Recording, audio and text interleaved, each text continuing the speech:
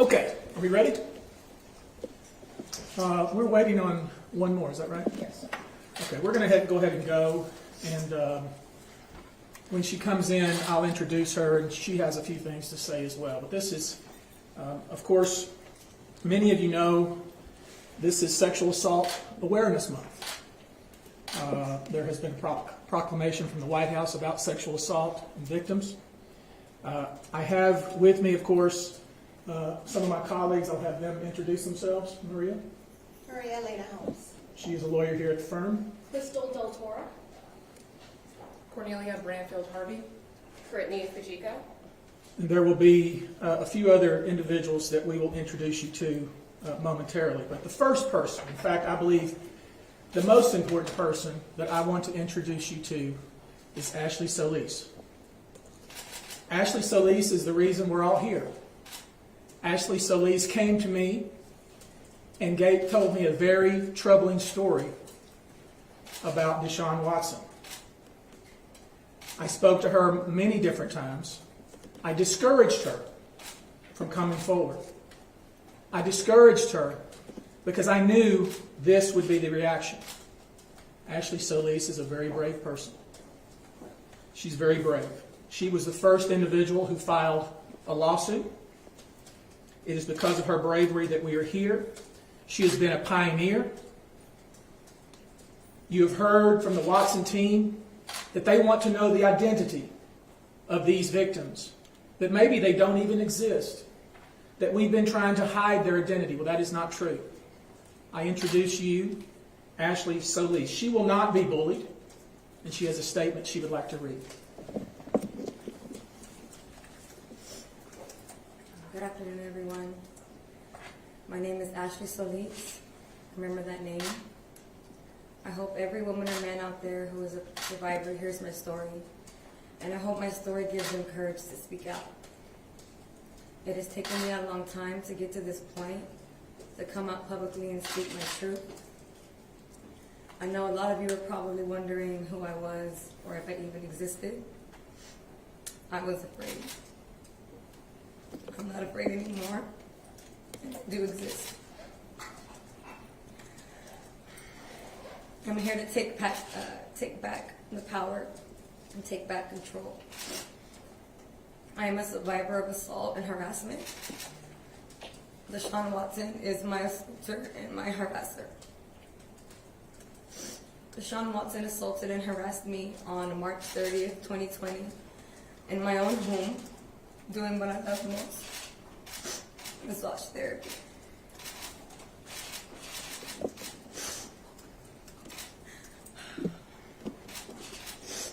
I am a licensed massage therapist. Now that profession that I love so much has been forever tainted.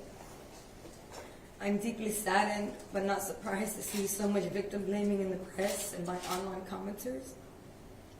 And they have absolutely no idea what I'm going through or what happened to me. No idea. This incident has impacted me in many ways, and those ways are hard to describe. I feel a range of emotions: guilt, embarrassment, shame, courage, anger, sadness, and numbness. Some days I feel like a hero. Other days I feel like a failure.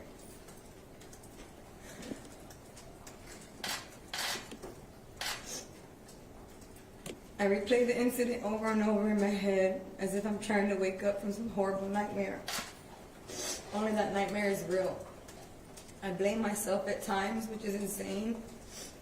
Society has groomed women to believe that it's their fault when they're harassed or assaulted, as if somehow we asked for it, or as if somehow we could have prevented it. I can no longer practice the profession that I love the most without shaking during a session. My hands shake whenever I place them on a client, and I've had to cut the session short. If you only knew how heartbreaking that is to me. I got into massage therapy to heal people.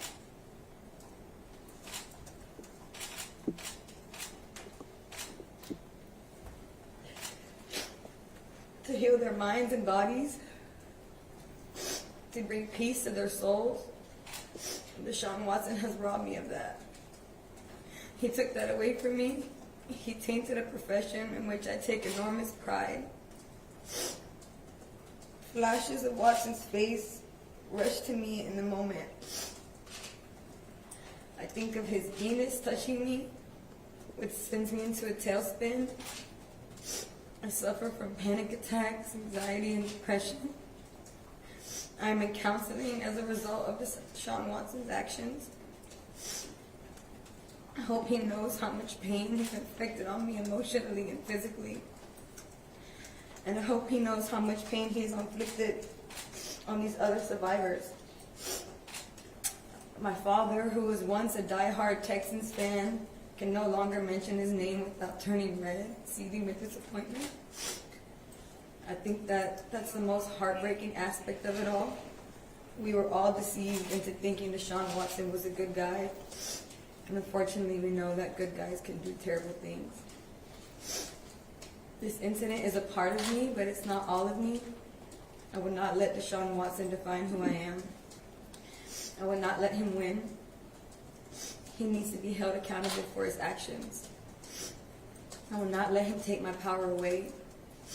I am stronger now, and I know who I am. People say that I'm doing this just for money. That is false. I come forward now so that Deshaun Watson does not assault another woman. And I come forward now in the hopes that no other human being will assault another in the future. I want to prevent this type of conduct. I come forward now to bring change in our society. I am seeking justice not just on behalf of myself, but for all survivors. I stand with you all. This is about having my voice heard. This is about having other survivors' voices heard. And my name is Ashley Solis, and I am a survivor. Me too. Thank you.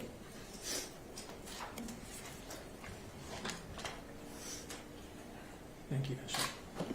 Ashley has provided a statement to the police, as have at least one other individual, perhaps more.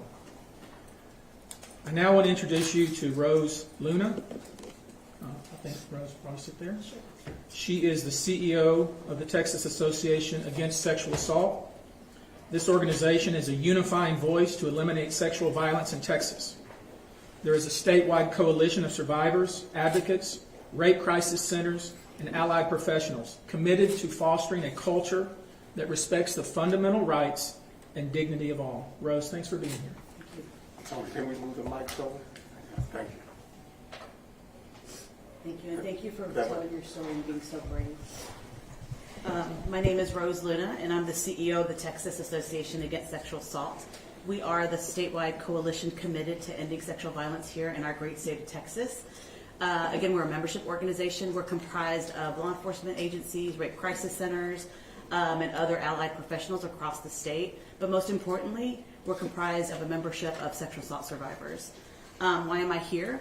It's simple. It's to show solidarity and support for survivors of sexual assault. Not only the brave women who have disclosed and come forward in this particular situation, but equally as important for those survivors who are going to hear all of the messages as this grows bigger and bigger. They will be re-traumatized as they're subjected to the ongoing media coverage, the damning commentary, and inevitably the bombardment of victim-blaming responses. And that's what usually happens with high-profile cases. So I'm accustomed to these press conferences in the echo chambers of like advocates and law enforcement officers. We've never had this many press at our press conference. And although we are accustomed to high-profile cases, that's nothing new. But this one's a little different. This reaches a broader audience. This is an audience of sports fans. I myself am a sports fan, and all who share a love for the game. So my ask is this. I ask that you all reserve judgment and consider the following. In Texas, 1 in 5 men and 2 in 5 women have been sexually assaulted at some point in their lifetime.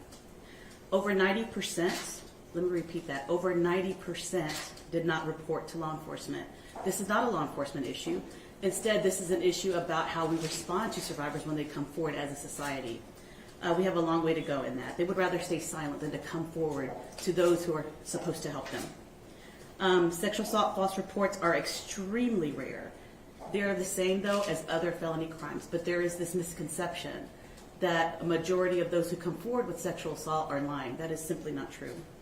Women of color are disproportionately affected by sexual violence and are less likely to disclose as compared to their counterparts. And also, sexual assault cases in the criminal justice system just do not mix. So we have 90% of those who are sexually assaulted in Texas that do not report to law enforcement. And then, so that subset of victims who do report, less than 7% make it all the way through the criminal justice system. And most of those plead out. But society will conflate a lack of a criminal justice disposition on whether or not that happened. That is simply not true. So the focus must remain on the assault rather than on the choices or anything about the survivors. Although the issue of sexual violence is serious and highly misunderstood, it is our hope that as more survivors speak up, their traumatic experience of sexual assault will not be trivialized, villainized, or minimized. I also want to recognize the Houston Area Women's Center. They are located here in the great city of Houston. They do amazing work. They provide free and confidential counseling to survivors of sexual assault, and I'd like to give that number, if I could, please. If you are a sexual assault survivor in this city, please call 713-528-7273. There is also a live chat at hawk.org, HAWC.org, to have anonymity and to chat and process what's happening. There's also, if you're not from Houston and you're from across the state or across the country, there is a RAIN hotline, 1-800-656-HOPE. Thank you so much for your attention to this matter. Thank you. I'm now going to introduce you to Rachel Fisher. Rachel?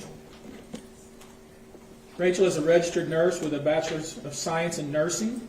She specializes in forensic nursing and has been board certified by the Commission for Forensic Nursing Certification through the International Association of Forensic Nurses in adult and adolescent sexual assault, as well as pediatric sexual assault. She is an expert in the field of sexual assault and victim recovery as a legal advocate and an expert witness. She's also very active in fighting against human trafficking and sexual assault and heads Forensic Nursing Consulting and Education, LLC. Rachel? Thank you for having me here. As many of you know, April is Sexual Assault Awareness Month, so the timing of this is crucial. What I do for a career mainly is sexual assault nurse examinations, and I've treated thousands of victims of sexual assault and domestic violence. And when they come to me to the hospital, they give me a medical history of what they've been through. They go through a vigorous exam, a rape kit at many times if it's an acute exam, but they have to relive an experience, a traumatic experience that happened to them that they're finally able to come out and talk about. And in each of those exams, each patient, each victim is individualized, and everyone responds differently. We see patients in the acute phase within the first 5 days, and we collect evidence, but we also see a lot of chronic sexual assault cases that are disclosed years after many times, but they finally just want that healing. So they come to us for that medical treatment that they deserve and a chance to finally tell their story. And in many times in these delayed outcry cases, we see, especially in children, you see a child goes to school, somebody else tells their story, and then they come home and they tell their story, or they watch a video, because there's strength in numbers. When you're sexually assaulted, you feel so alone. There's been studies done on sexual assault survivors that don't report for a variety of reasons. The first one being a fear of self-blame. They blame themselves for not being big enough, not being strong enough to stop it. When that traumatic event happens, they go into a traumatic neurobiologic response of flight, fight, or freeze, and many freeze. The traumatic event happens, and there's nothing they could have done about it, and they blame themselves for not being strong enough to stop it. And the second one is fear of retaliation from the community, from their families, from the abuser, and fear for their safety of what if they do report, and what if the criminal justice system does fail them? What if their perpetrator does not get prosecuted, which unfortunately that happens in many of these cases, and that leaves them very afraid for what's going to happen next. And those are many of the reasons that they don't. So the moment in their life that they come to a spot where they feel that they're not alone, that other people are in this fight with them, and that what happened to them in that room where it's just a he said, she said, and all they feel is their own pain of what they experienced, when they realize that they're not alone in that and other people have experienced that too, they finally have the strength to come forward and say, me too. And they're not alone. They're surrounded by support in a community. And that's what we offer them. We offer them advocacy. We offer them places like the Houston Area Women's Center, an advocate to come to the hospital, to walk them through the process and to explain the court process to them. And many times they still don't want to go through the court process because it's scary. It's expensive. There's a lot of fees that they don't have. It's a long, drawn-out process that they have to relive that over and over again. So the possibility of a civil case versus a criminal case, many choose to do civil because that gives them the autonomy, the power and control that was taken from them in that moment of their victimization. They now have the power and control back. They have their voice back, and they have the autonomy to be in control of their own case, to determine the outcome of what they want to happen specifically in their case, that they have that power back. And that's what we encourage victims to do, is take back that power and control, take back that autonomy, and to fight. And for any victim that's out there, you're not alone. There is support. There's communities out there to support you in this, whether you decide to go civil, criminal, whatever it is you decide to do, or if you don't decide to report, you're not alone in it. But your pain is still valid. You know what happened. You have to live with that for the rest of your life, but you're not alone in that. So keep fighting. Fight for you. Fight for your healing, and fight for justice. Thank you. I want to now introduce you to Dr. Nisi Hamilton. Nisi is a survivor. She's also a political activist. She's an award-winning human trafficking expert, activist, and survivor with 5 years of experience and multicultural background, committed to encouraging diversity and inclusion and making a difference. She's a proud owner of a for-profit organization named The Survivor's Voice of Victory. Her mission is to raise awareness in communities and give young African American women, girls and women, a safe space to practice reporting to lead them to safety. Nisi? I would like to start off by honoring God for this press conference. And then I would like to say I want to honor Tony Buzbee for his heroism in human trafficking. Even as a leading expert, I can tell you that demand suppression is important. And he fights that. And that's what I love about the Tony Buzbee law firm. That's what I love about Cornelia. They fight. This is a fight. Let me help you understand something about human trafficking for Houston. Since COVID, the inception of it, 93% of sexual exploitation has gone up just online alone. That means 1 in 4 girls and 1 in 6 boys will have been sexually exploited by the time that they're 18 years old. That's just Houston. I can't purport statistics for other cities, but what I do know is just from the information I have alone, just from the testimonies alone from these 21 women, I am appalled. I am embarrassed for them. I am sick to my stomach that we are still allowing constricted prostitution. Whether it's public or private, prostitution is illegal. And we cannot allow these type of instances, whether it be of a wealthy empire or not, to continue in Houston. Tony Buzbee is my own attorney, and he's also represented me in my own human trafficking case against some very elite trafficking groups. That was very hard. It was very difficult. I too stand with these women. I do too stand with Cornelia in the fight for their rights, the fight for their voice to be heard. We should not be hiring people to do one job only to allow them to come in and to practice something else other than. The penal code doesn't allow it. Tony Buzbee doesn't stand for it. Cornelia doesn't stand for it. I, as an expert in human trafficking, sexual assault, and domestic violence, do not stand for this. I'm wondering if we as Americans in the city of Houston are going to stand for this and allow this type of sexual behavior, this type of sexual deviance to continue. My name is Dr. Nisi Hamilton. That is a street name of mine because the community respects that I have to be the eyes and the ears for the people who are not allowed to have the seat at the table, whose voices can't be heard because they are afraid. I like what Rachel said. She is so spot on. This month is April. It is Child Abuse Awareness Month, and we must be sensitive, not desensitized, sensitive to the arena of the amount of sexual exploitation that goes on, not just with our children, but with adult women. I don't care if you come from a poor background and you're pimping on a lower level, or if you come from a wealthy background and you're pimping on a high level, on an elite level. It's not acceptable. The behavior is not acceptable. I stand with this team.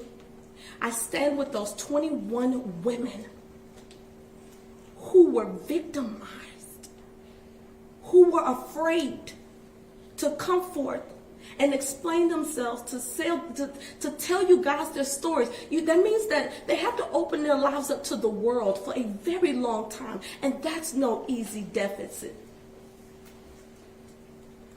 I love Tony and his work, and I'm proud. I'm proud of these 21 women, and I pray that you guys, without judgment, receive their testimonies, receive them, receive the Tony Buzbee law firm, receive me as an expert and a witness to human trafficking and sexual assault. Thank you. Thank you. Now that you've heard from some of the people involved, I want to give you an update on the case. 22 women have now filed suit against Deshaun Watson. The pleadings speak for themselves. We turned away approximately 5 women who we did not believe we could sustain a case for, but they were also massage therapists for Deshaun Watson. Each of the cases describes a strikingly similar pattern of behavior. Watson reaches out to women on social media, particularly Instagram.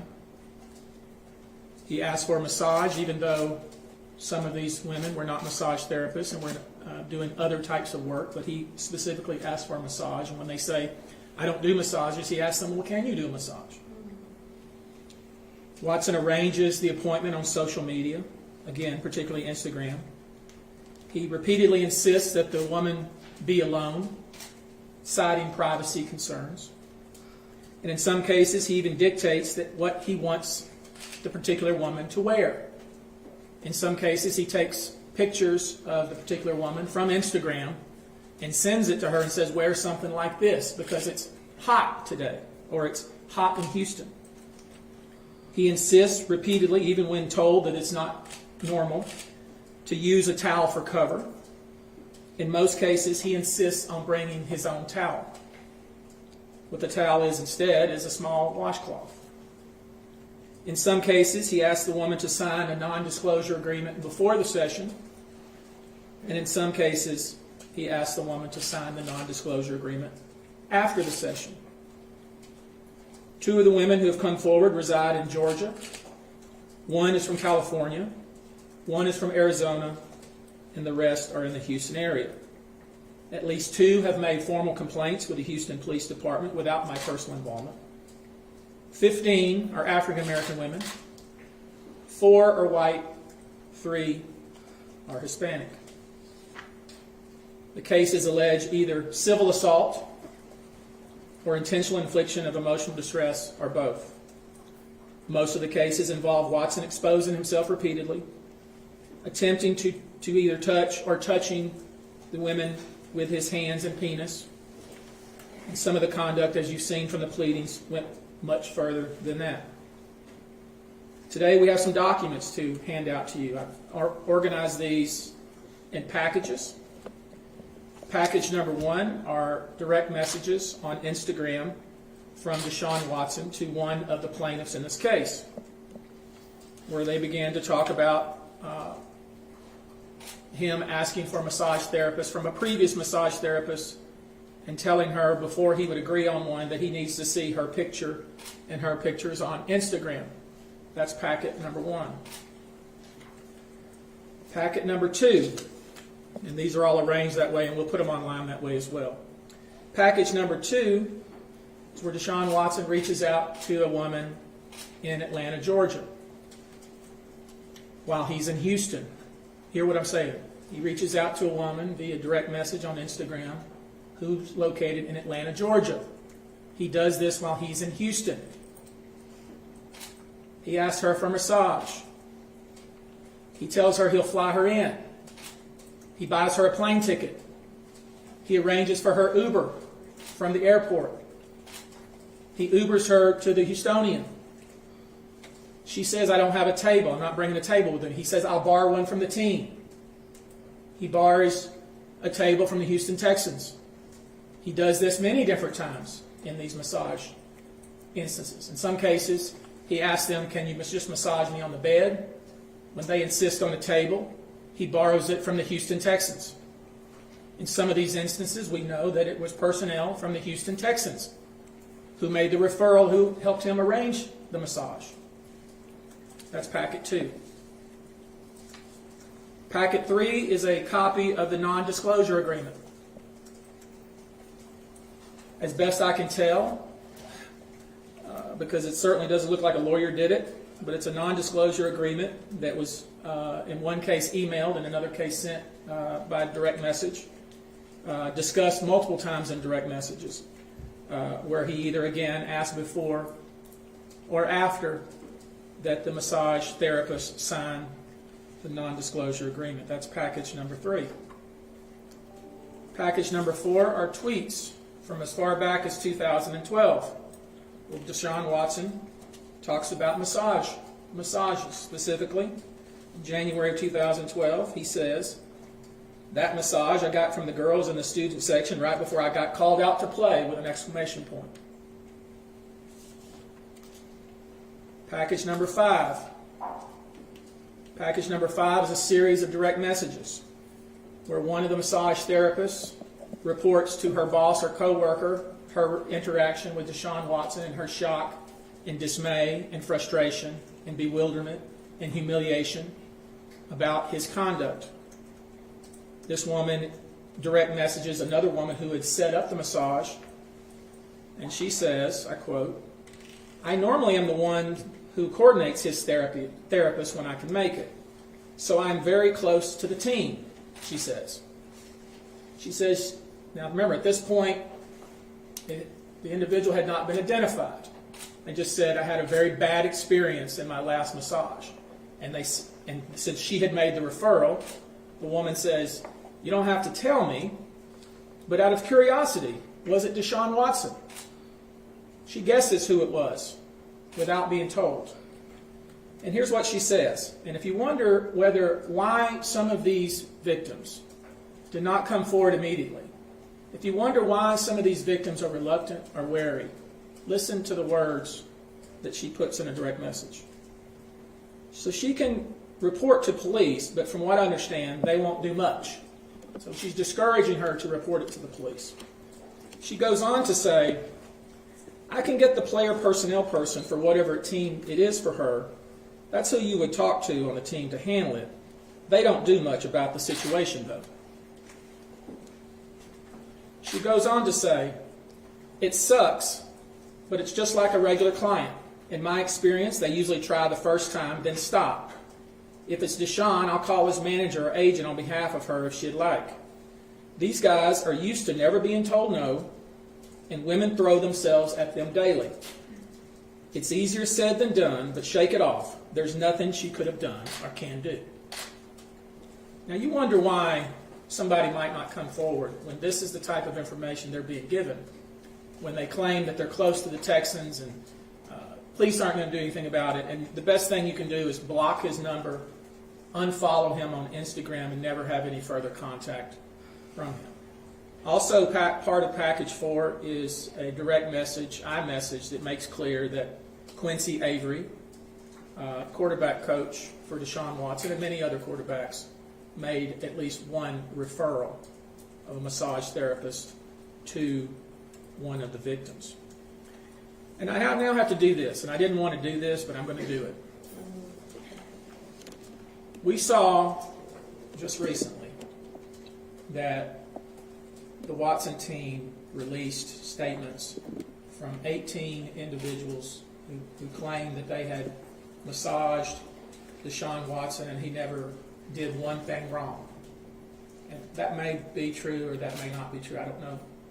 And laying aside the number of massage therapists involved and why somebody who has access to world-class therapists, world-class medical team, world-class trainers, hundreds upon hundreds of thousands of dollars of people who are on staff to do massage, why that individual would feel necessary to reach out to more than 50 massage therapists, some of which do not even specialize in massage, via Instagram, and insist that he sees their pictures and tells them what to wear, and insists that it be alone. Lay aside that question.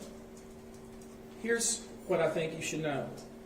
One of these individuals that was released said, I've been providing massage therapy to Deshaun in 2018 and massaged him at least 40 times since then. I've never had a single uncomfortable or inappropriate experience with Deshaun. That was the statement that was released. But let me read to you the direct message that this individual sent that we now have a copy of.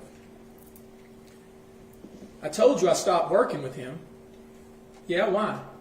Because I was hearing too much stuff about him messing with other people, like other therapists and estheticians. He's been doing a lot the last 3 or 4 months. I even told his ass he needed to be careful because his name's getting around. I just hope don't nobody call me to question me. That's 2 different stories. Now, am I suggesting that the 18 women had bad experiences? I don't know. Am I suggesting there's a reason they come forward? I don't know. That's the questions for you to ask. But what I do know is that what was said publicly by this one individual and what is said privately were 2 completely different things. Now, what we're going to do now, other than provide these documents to you, is I'm going to have Cornelia read a statement from another victim. It's very difficult to read. Cornelia, please introduce the person. This is one of the 22 plaintiffs. She has the courage to release her name, and she had the courage, she was told by her therapist, write a letter to Deshaun Watson, not to deliver it to him, but to help you in trying to get past, if you can, what he did to you. Cornelia? Thank you, Tony. Can we?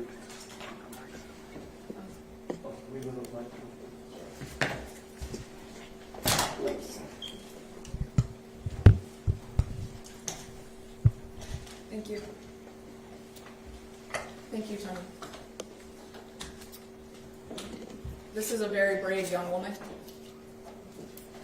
who came forward to us, and now she wants this letter that she wrote to Deshaun Watson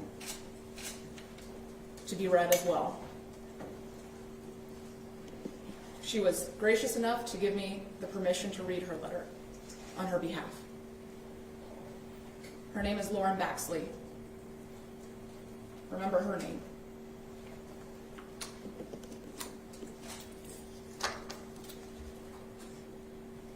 When you reached out to me through Instagram, I was excited to work with you.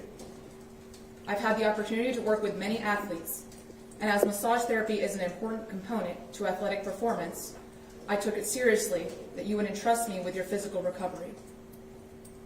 You asked how long I had been a therapist, and I told you 11 years.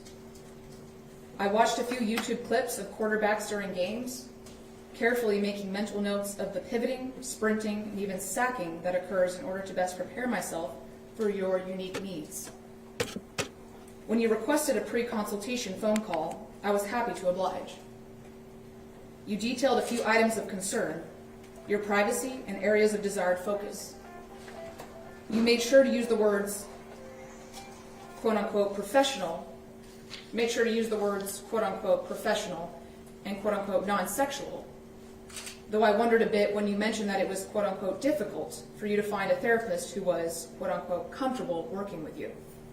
Certainly, if all you wanted was professional work, maybe other therapists were simply starstruck by your local celebrity. I could not know at that point. You mentioned needing extra focus in your gluteal area, which is standard for anyone, particularly an athlete who requires massive sprinting power and short bursts of speed. You texted, "We still good?" shortly before your appointment on June 2nd. I confirmed and gave you parking instructions while you repeated your privacy concerns. You asked again if we had privacy space. I said yes. Then you asked if you could shower before your service. I found that a little strange, but if you were coming from a training session, not abnormal. I said you could shower beforehand. When you arrived, I had you sign a consent form for massage treatment. Then I showed you the shower room and massage room, directing you to get on the massage table face down and under the sheets after your shower. I stepped out to give you privacy and space and closed the doors between us. When you confirmed that you were ready for your massage, I entered the room and was both shocked and sickened to find you completely nude, face down. Your full rear was exposed, as well as your scrotum. I quickly covered you with a hand towel as you tried to insist that you were both uncomfortable by the towel and you didn't mind being exposed. I said that I minded, and as I attempted to start the session, you clearly directed me away from a therapeutic glute massage toward your anus. Every boundary from professional and therapeutic to sexual and degrading, you crossed or attempted to cross. You insisted that I not use my knuckles or forearms, but that I use my fingers for digital stimulation, which is an ethical violation of massage practice when working in the gluteal area. I compromised by attempting to use the lateral border of my hand. I did not want to touch you, but my terror kept me in autopilot, and I continued to the best of my ability to give you therapeutic treatment. But at this point, it was clear that's not what you were seeking. When you turned over, you again exposed yourself, this time your penis. When I covered your groin area, you complained again that the very soft towel I had provided was itchy and rough. At that point, I carefully covered your groin with a softer headrest cover, pulling the towel out from under that so as not to expose you. You were aroused and removed the cover when I was working on your upper quad area, at which time you moved in such a way that your penis touched my hand. You then told me to just grab it, if it was in my way. This happened multiple times, and I felt as if the session time was spent trying not to be sick, not have an outburst, and keep you covered. In those minutes, I considered my past, present, and potential clients who were connected to you through the Texans franchise in your social life. With your millions of fans and followers, with your resources and income, I felt both powerless and trapped. My work contract with my building was tied to my lease, and at the snap of your fingers, I knew my good reputation, my home, and my career might be lost. Other than my massage license, I had very little education to fall back on in hopes of finding supportive income. My anger and disgust burned within me, both at you and at myself. My false sense of shame in the way I had been cornered did not sit well with my outspoken nature against abuse of any kind. I have been angry at you for so many reasons since that day in June. I am furious that the talented and hardworking young black man that gave so many children inspiration is nothing more than a predator with power.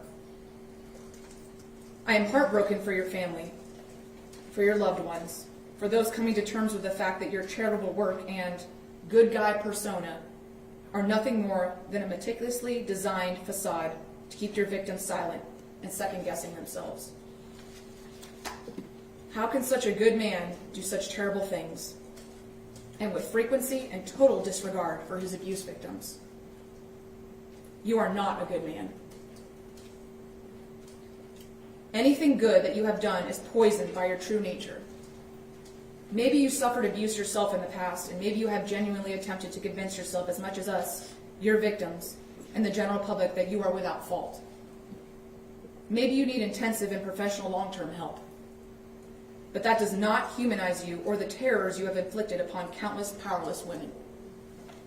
I have written this upon the recommendation of my trauma therapist to forgive myself for not speaking up sooner, to forgive myself for not being braver. But I have also written this so that you can know, without excuse or justification, that you have deeply and irreversibly brought terror to me and others. There is trauma associated with unwanted sexual contact and assault in a place that's meant to bring peace and therapy. But there are even deeper terrors that you have brought in my life. The terror that my partner might not believe me. The fear of abandonment and loss of my job. I have had fears of being attacked in my own home or business after reading comments from your fans and supporters. I have felt nausea and heartbreak over seeing accusations that my pursuit of justice is an attempt at receiving fame or money. Be assured, I have worked with far more wealthy clients and with clients who have far more global celebrity. None of them have perpetrated sexual misconduct towards me, only you. I initially came forward to offer solidarity to other women, but I have since realized that I am deserving of justice as well. I hope the court of law brings that justice, and that you're stripped of both your power and ability to hurt more women, and that you undergo intensive therapy. Lauren Baxley. Okay, we'll take just a couple of questions because this has been going on a while. If there's any questions, we'll take them. If not, we'll conclude. Could you spell the name of the second woman you just said?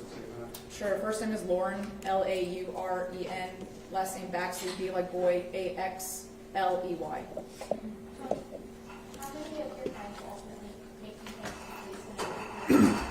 That is completely up to them. I think since at least 2, perhaps 3 have done so already. There's others that are considering it.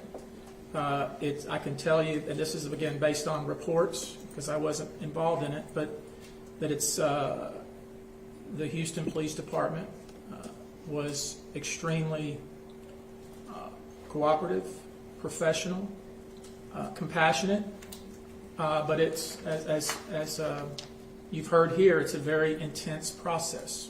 It's very intense.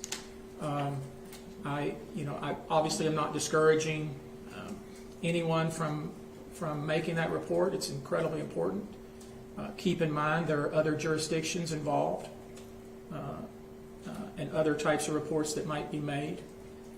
But until that happens, we won't have any comment on that. Hi, Tony. Vanessa Bridges from KPRC. You said the Texans provided Watson with massage tables a couple of times. Do you know what they knew, or? I do not. I do not, but I think we'll find out. I mean, they certainly knew that he was getting massages. There's no doubt from the direct messages. I'm not suggesting in any way they knew what was going on during these sessions. I think at some point, when you have all the resources available to Deshaun Watson and you know that he is going elsewhere at some frequency, you have some obligation to ask some questions. Now, but I'm not making any comment about the Texans and what they knew and when they knew it. Did Ms. Solis submit that first complaint on Friday, criminal complaint? Say it again. Did Ms. Solis submit the first criminal complaint on Friday? That was another client. Did you contact anybody from when he was at Clemson? No. I'd like to ask Ms. Solis a question, and she is. No, we're not. She's not taking any questions. Tony, right now 22 filed lawsuits, 5 have turned away. Any possibility more are coming, whether it be here in Harris County, in Fulton County, or in LA County? I don't know, but I will say this. They hear from Ashley Solis. Maybe they will, because I think we all realize the bravery and courage involved here for her to step forward and do this in front of. I'm nervous with all you people here. I can only imagine how she must be feeling. I think we got to really remember that it takes a lot of courage to step forward. But hopefully, if there are additional women out there, and I'm not suggesting don't call me if you don't want to call me. There's thousands upon thousands of lawyers in this town, but come forward. I think it's important. Tony, when it What comes is to the spelling of Mrs. Solis' name? ASHLEY, Ashley Solis, SOLIS. and when it comes to hearing that he brought in possible victims from other states to Houston to victimize them, does this cross into anything like trafficking or anything like that when it comes to bringing in victims to sexually assault them and then fly them back home? That's a question you should ask. somebody else. Tony, when did you first talk with Mrs. Lewis? A couple of months ago. Okay, thank you guys. Appreciate it.